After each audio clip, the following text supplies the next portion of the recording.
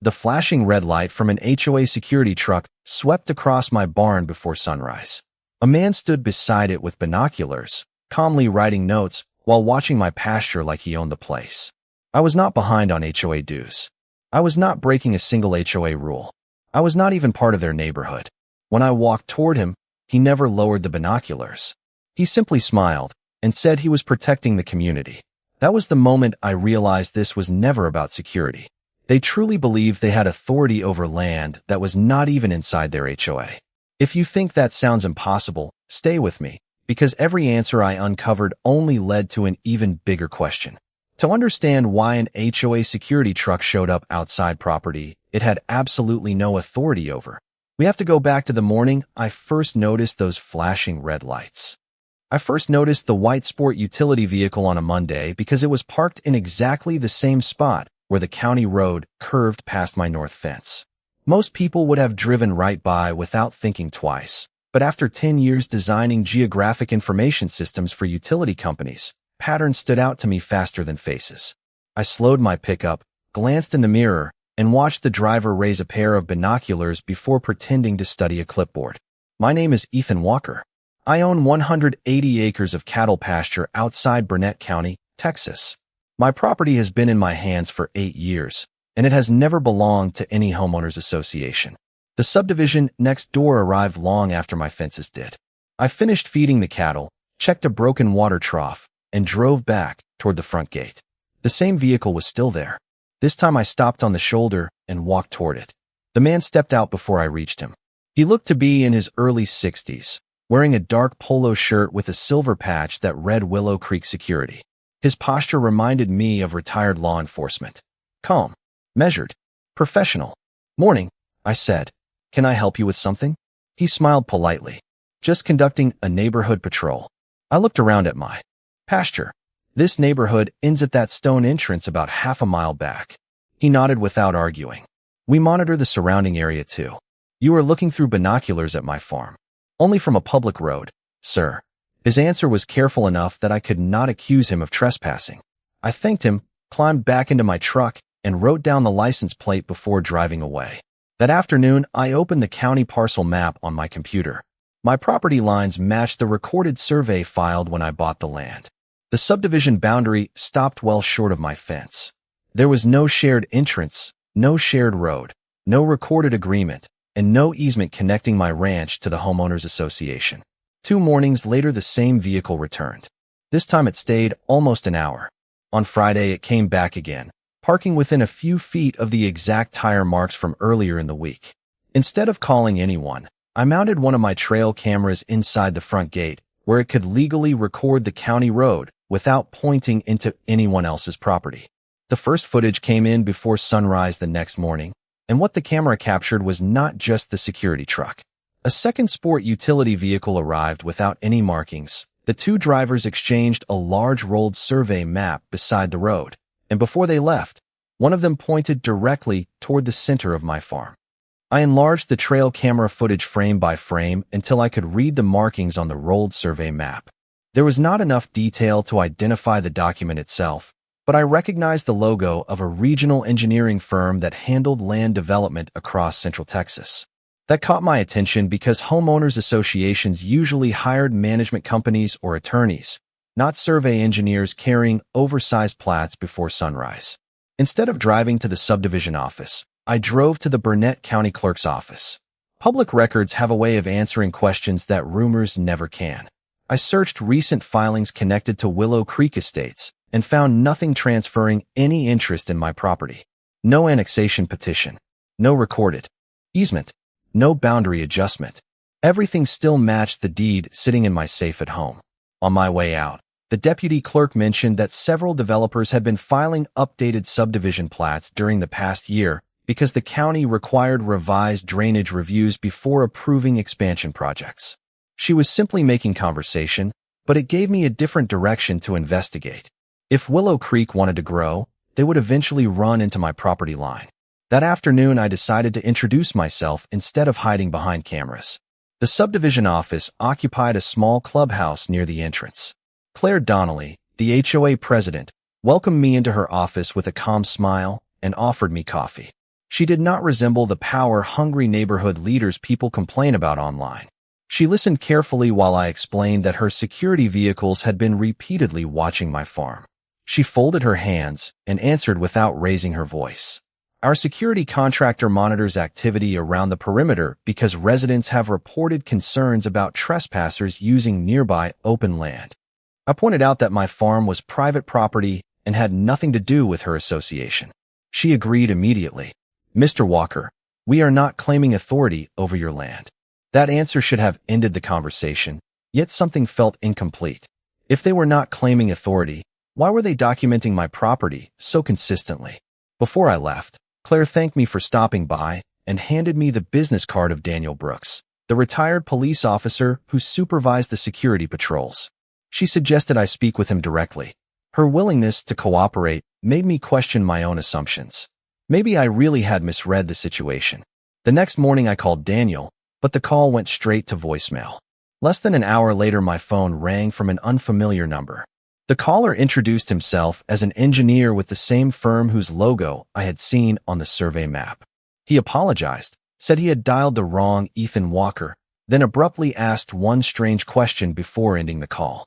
You still own every acre on the north side of County Road 12, correct? He hung up before I could answer, and when I called the number back, it had already been disconnected. The disconnected number bothered me less than the question itself. Nobody accidentally asks whether you still own every acre unless ownership matters. I drove back to the north fence instead of chasing another phone record. If someone wanted information about my land badly enough to disguise the call, they were probably working from incomplete facts. My best advantage was knowing the property better than anyone else. I parked my truck beside an old cedar windbreak and walked the fence line with a handheld GPS receiver I had carried since my engineering days. The corners matched every survey pin I expected to find except one. Near the northeast corner, a bright orange stake had appeared several feet inside my fence. It was fresh enough that the paint had not faded in the Texas sun. The marker carried the initials of the same engineering company I had seen on the rolled survey map. I photographed the stake without touching it, recorded its exact coordinates, and continued searching. About 200 yards away, I found shallow boot prints leading back toward the county road, but stopping before the fence. Whoever placed the marker had entered my property and left before daylight. That crossed a line the security patrol never had. I called the engineering firm using the public number listed on its website instead of the disconnected number. The receptionist transferred me to a project manager named Laura Mills. When I described the survey stake, she sounded genuinely confused. She placed me on hold, returned several minutes later, and apologized. She said her company had no active contract to survey my farm and promised to investigate whether someone had misused company equipment.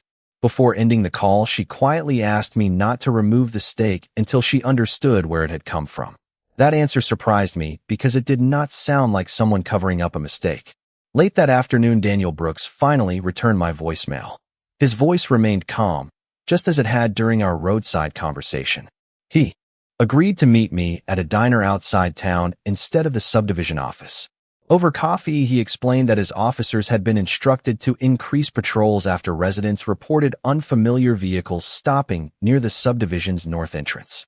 I asked why his team kept facing binoculars toward my pasture. Daniel paused longer than I expected. Because somebody told the board your property might become part of the next expansion, he said. I never believed that, but I do not make development decisions. I asked who had made that claim. Daniel looked toward the window before answering. Not the board, the developer. Then he reached into his folder, slid a folded aerial photograph across the table, and said something that made the entire situation feel far more dangerous. The version they gave us does not show your farm the way the county records do. I studied the aerial photograph under the diner lights until one detail finally clicked. My farmhouse, barns, and cattle ponds were all visible, but the thick black property line that should have separated my land from Willow Creek Estates had vanished. Someone had not simply produced an outdated image. They had distributed a working map with my boundary removed, making my farm appear to be open ground beside the subdivision. Daniel watched my expression without interrupting. That is the version our patrol teams received during orientation, he said. We were told to watch the area because future construction planning could attract trespassers. I asked him whether Claire had ever seen the county records. He shook his head. I honestly do not know. The board usually receives summaries, not every engineering document. Driving home, I stopped thinking about security patrols as the real problem. They were reacting to information someone else had provided. If the underlying map was wrong, every decision built on it could become wrong as well. That changed my strategy completely. Instead of focusing on the guards, I needed to identify who had benefited from changing the map in the first place. The next morning, I received an unexpected certified envelope. It was not from the Homeowners Association. It came from an attorney representing the subdivision developer. The letter claimed their consultants needed temporary access along the public right-of-way bordering my property to complete environmental observations connected to a pending infrastructure review. They specifically stated they would not enter my land without permission. On its face, the request sounded reasonable. What caught my attention was the attached exhibit. It used the same altered aerial photograph Daniel had shown me the night before. I declined the request in writing and enclosed a copy of the recorded county survey identifying the correct property lines. Before mailing it, I sent the entire package to a property attorney I trusted from an old utility easement project. By late afternoon, she called back with a warning I had not expected. She said the request itself was legally ordinary, but attaching a map that omitted a recorded boundary could become a serious problem if that same exhibit appeared in future planning submissions. She advised me not to accuse anyone of fraud without proof, but she also told me to preserve every letter, every photograph, every recording, and every timestamp because the sequence of events might matter more than any single document. That evening, I drove to my north pasture to check the survey stake again. It was gone. In its place stood a brand new wooden lath with a bright ribbon tied near the top and a small laminated tag reading Proposed Utility Corridor. I looked across the road and saw the white HOA Security sport utility vehicle parked exactly where it had been on the first morning, except this time Daniel was not behind the wheel, and the man watching my farm raised a camera instead of binoculars. I did not walk toward the security vehicle. Instead, I photographed the new marker from several angles, captured the fresh tire tracks beside the county road, and left everything exactly as I found it. My attorney had been clear about one thing. Evidence loses value the moment frustration starts moving it around. Back at the house, I forwarded every photograph to her along with the certified letter from the developer and the earlier images of the removed survey stake. Within an hour, she called with a suggestion I had not considered. Rather than threatening lawsuits, she wanted to force everyone into the same room before positions became impossible to unwind. She requested a meeting with the developer's attorney, Claire Donnelly, and the engineering firm's project manager. 2 days later, we gathered in a conference room at the county administration building. Claire arrived carrying a binder filled with HOA board minutes. She looked surprised when my attorney projected the altered aerial photograph beside the official county parcel map. The difference was impossible to ignore. Laura Mills from the engineering firm immediately stated that her company had never approved the altered exhibit for public use and confirmed that the map shown to the HOA security contractor was not part of any finalized survey package. Claire slowly turned toward the developer's attorney. "This is the first time I have seen that version," she said. The room became noticeably quieter. For the first time since this started, I believe the pressure had shifted away from me. Claire agreed to suspend all HOA perimeter patrols facing my property until the mapping issue was resolved. She also instructed Daniel Brooks by telephone to remove every security assignment involving my farm. As I drove home that afternoon, the familiar white security vehicle was gone. The county road sat empty. For the first time in weeks, nobody was watching my pasture through binoculars or cameras. I thought the conflict was finally ending. The next morning proved how wrong I was. My attorney called before sunrise after receiving an electronic filing alert from the county planning office. The developer had submitted preliminary expansion materials overnight. The HOA was no longer listed anywhere in the application. Instead, the filing identified the project as a private infrastructure improvement requested by the development company itself. The altered aerial photograph had disappeared, replaced by a professionally prepared draft showing a proposed utility corridor running alongside my north boundary. At first glance, it appeared to avoid my land entirely. Then my attorney noticed one sentence buried deep inside the supporting documents. The application requested permission for county survey crews to verify an uncertain historical boundary before final engineering could proceed. That single phrase changed everything. They had stopped acting as though my farm belonged to the HOA. Now they were questioning whether the legal boundary itself had ever been established correctly. And if they convinced the county to reopen that issue, the security patrols I had fought so hard to stop would turn out to have been nothing more than the opening move. My attorney filed a formal objection before the county accepted the developer's application for review. She was not trying to stop the project itself. She was forcing the developer to explain why a recorded property line that had existed for years had suddenly become historically uncertain. That wording carried legal consequences because anyone challenging a recorded boundary needed evidence, not assumptions. 3 days later, we attended a preliminary conference with county planning staff. The developer's representatives arrived with engineers, attorneys, and thick binders filled with drainage studies and infrastructure proposals. I expected another argument over maps.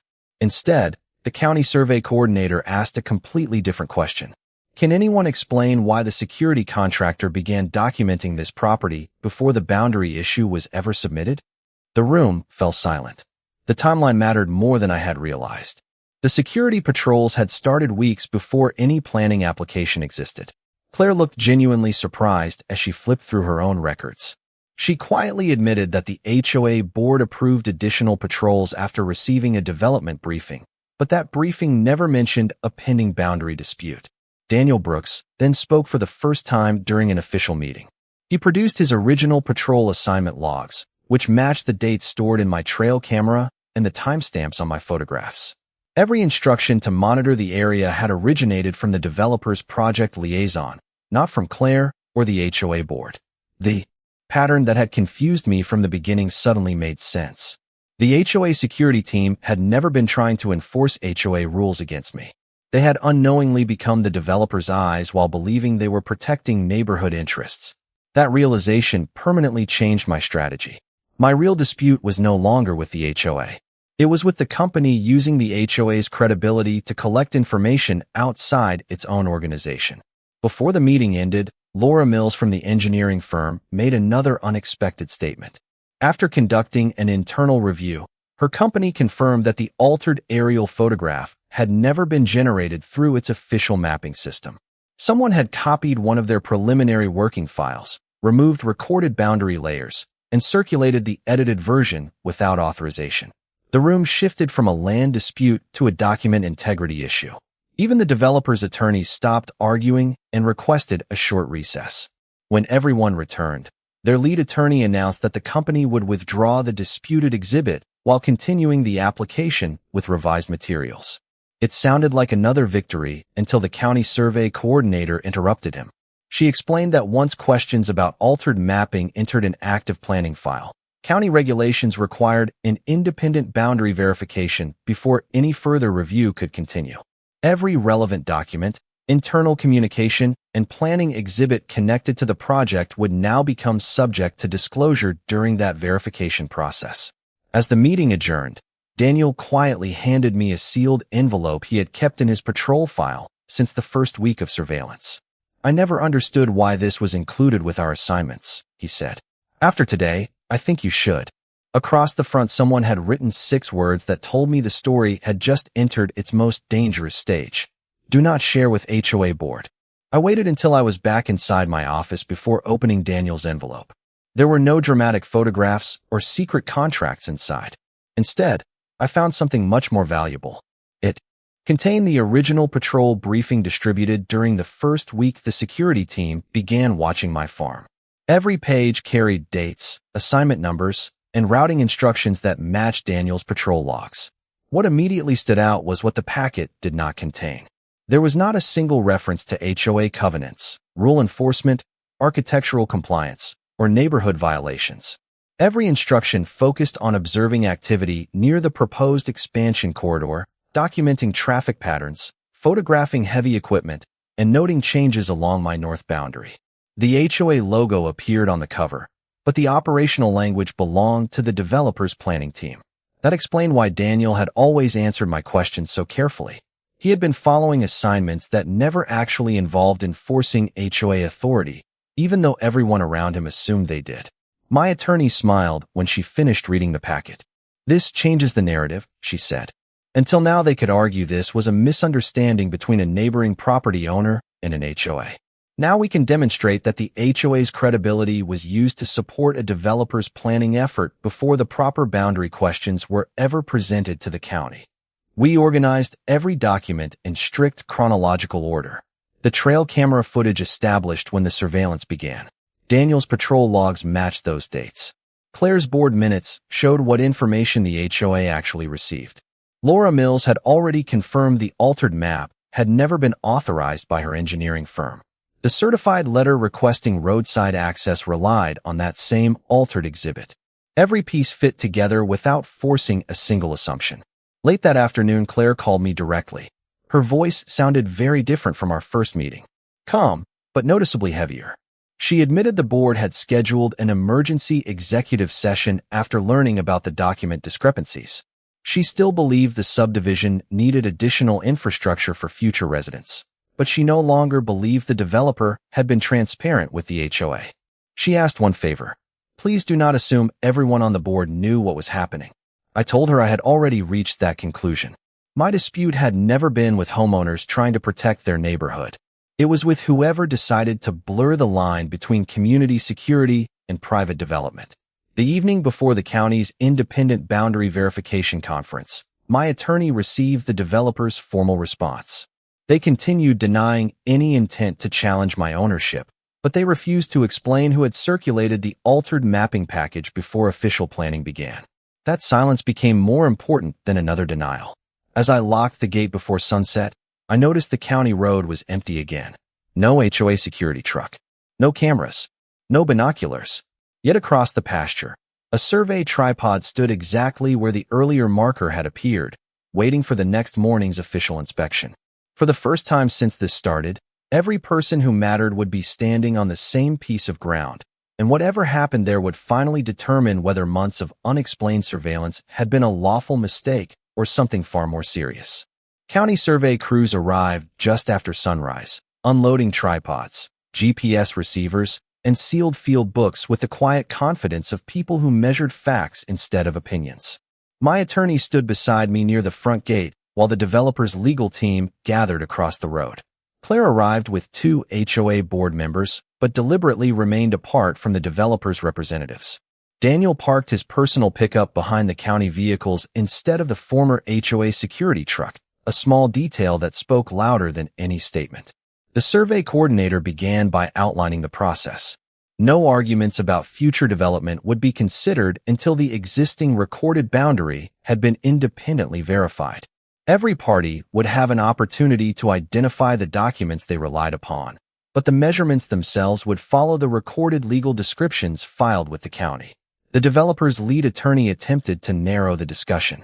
He insisted the earlier security activity had been unrelated to the boundary question and argued that any confusion over mapping was an administrative mistake that should not influence the present review. My attorney calmly requested permission to introduce the chronology we had assembled. She did not accuse anyone of bad faith. Instead, she placed the documents in the order they actually occurred. First came the trail camera timestamps showing surveillance weeks before any planning application existed. Next came Daniel's patrol logs assigning observation points along my north boundary. Then Claire's board records established what the HOA had actually been told. Laura Mills confirmed once again that the altered aerial exhibit had never been an authorized engineering product. Finally, the certified access request attached the same altered image to a formal communication from the developer. The county survey coordinator looked from one document to the next without interrupting. When the developer's attorney argued that none of those records changed the legal boundary itself, the coordinator agreed. They do not, she said, but they do establish why this verification became necessary. That answer shifted the room. The discussion was no longer about proving my ownership. It was about explaining why months of surveillance had been directed toward property that everyone now agreed had never been inside the HOA. Claire quietly addressed the coordinator. She acknowledged that her board had authorized neighborhood patrols, but stated on the record that the HOA had never voted to monitor a non-member's private farm for covenant enforcement. Daniel confirmed the patrol packet reflected development observations rather than HOA compliance inspections. The developer's attorney objected, arguing the witnesses were speculating about internal planning decisions. Before the coordinator could respond, my attorney handed over the original patrol briefing from Daniel's sealed envelope. The coordinator compared its assignment language with the altered exhibit already in the county file, then requested a short recess so the survey staff could review both documents together with the recorded plat. Nobody spoke while they walked several yards away carrying the entire stack. I watched them spread the papers across the hood of a county truck, and after several long minutes the survey coordinator turned back toward us, closed the file, and announced that the county had reached a procedural determination that would decide everything which followed. The county survey coordinator returned carrying the recorded plat, the developer's revised application, the altered aerial exhibit, and Daniel's original patrol briefing. She placed them on the hood of the truck and spoke slowly enough that nobody could misunderstand her. The independent field measurements matched the recorded county survey exactly. My property boundary had never moved, never overlapped the subdivision, and had never been legally uncertain. She then addressed the planning file itself. Because the application relied on an exhibit that omitted an established recorded boundary, and because security observations had been directed toward property outside the subdivision before any official boundary review had been requested, the county would suspend further processing until the developer submitted corrected materials and a complete explanation of the document history. The proposed utility corridor could not move forward under the existing filing. The developer's attorney attempted one final argument, insisting the mapping error had been an internal drafting mistake with no practical effect. The coordinator shook her head. It had an effect, she replied. It caused county resources to review a question that the recorded land records had already answered. That ended the debate. Claire stepped forward before anyone else could speak.